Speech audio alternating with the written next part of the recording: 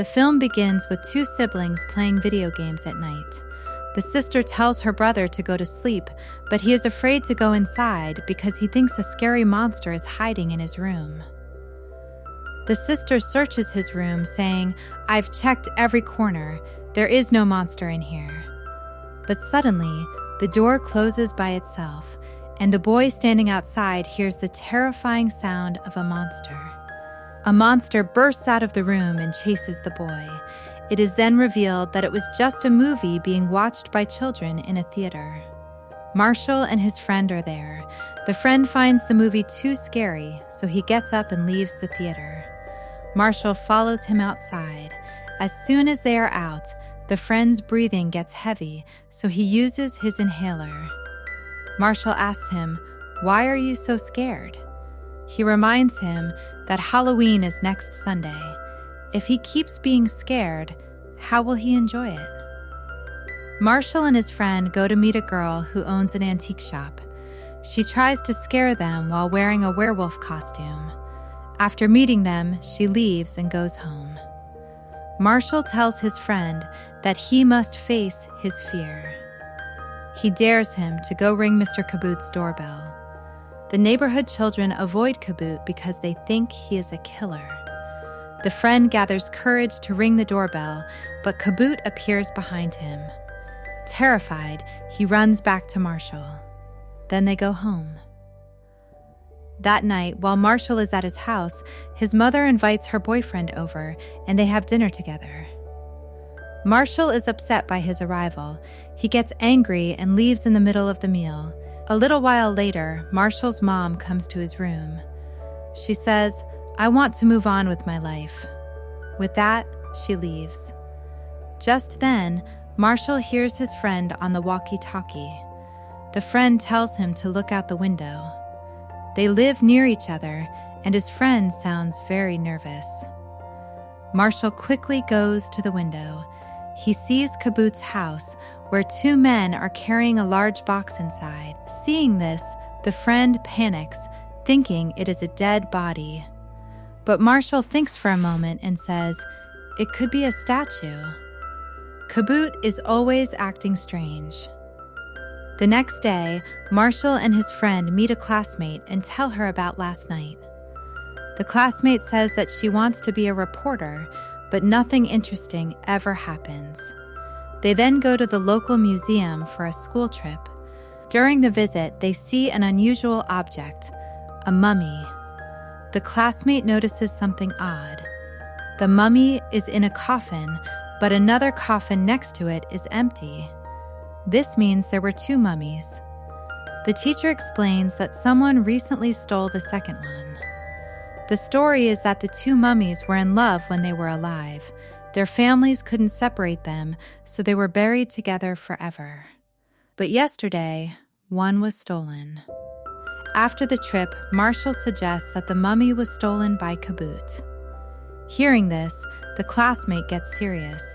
She asks, how big was the box at Kaboot's house? How many people did it take to lift it? Marshall answers, and she suspects that the mummy is in that box. They make a plan. That night, Kaboot leaves, and the three kids enter his basement. But Marshall's friend is scared and stands near a lamp. Then he spots a large box covered with a sheet. Slowly, he removes the sheet. He is shocked by what he sees. It is a mummy's coffin, and he is stunned. Then he sees a locket around the mummy's neck. He reaches to look closer, but the mummy falls on him. He screams and runs to Marshall. Meanwhile, light from the lamp hits the locket, and the mummy slowly begins to move, coming to life. When the kids return to the basement, the mummy is gone. They think Marshall's friend is lying, but then the mummy appears right in front of them. Terrified, they run upstairs.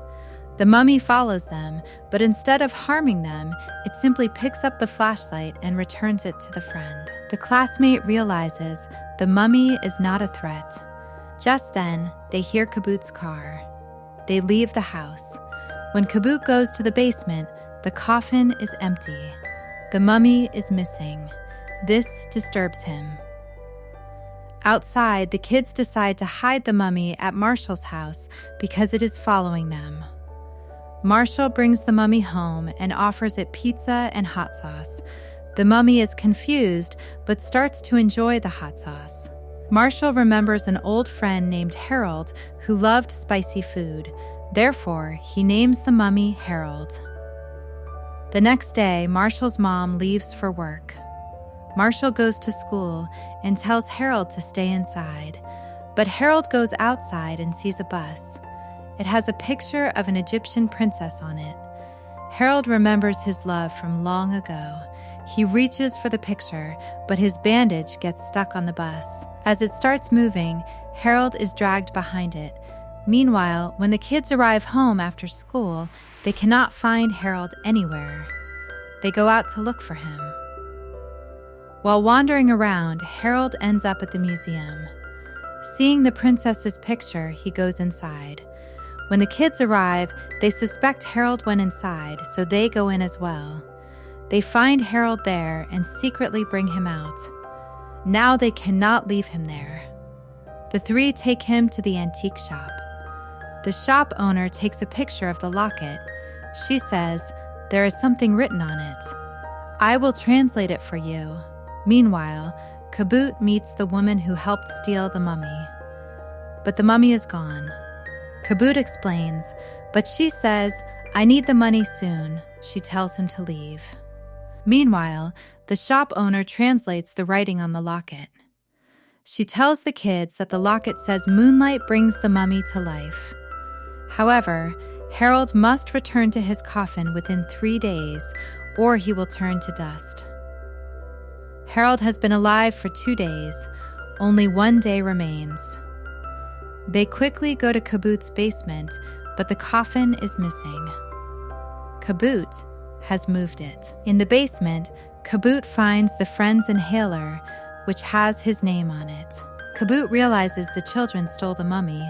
As everyone plans their next move, Kabut arrives with his gang and questions them. Marshall boldly replies, "The mummy is behind you." Kabut turns around. Harold is standing there. The mummy then throws Kabut's men aside. The kids escape with Harold. They meet Marshall's mom's friend, who says the coffin is at the ice cream factory. They ask the antique shop owner for help. However, she is at a festival, so they go there. Kabut learns the kids are at the festival and heads there. They find the shopkeeper and ask for help. Kabut and his men arrive and block the path. A man snatches the locket. Harold immediately turns back into a corpse. Kabut takes the mummy and leaves. He is followed by the others. At the factory, Kabut shows the mummy to a buyer. The buyer agrees and pays him. But Marshall and his friends have a plan. Harold must get into his coffin or he will die. But Harold is afraid. Marshall convinces him and Harold moves forward. Then Marshall is caught. Marshall's friend hangs on a rope to grab the locket. Marshall catches it and throws it to Harold. As soon as the locket lands around his neck, he comes back to life. Then he attacks Kabut's gang, throwing them across the room. After this, they tie the bad guys up and run to the museum. Once there, Harold sees his love come back to life. They embrace each other. Afterward, they both lie down in their coffins to sleep forever. The news reports that the missing mummy returned on its own and lay down in the coffin. Kabut and his gang are arrested. Marshall and his mother's boyfriend become friends. Marshall realizes he is a good person who cares for his mother. They decide to become a happy family. The story ends happily.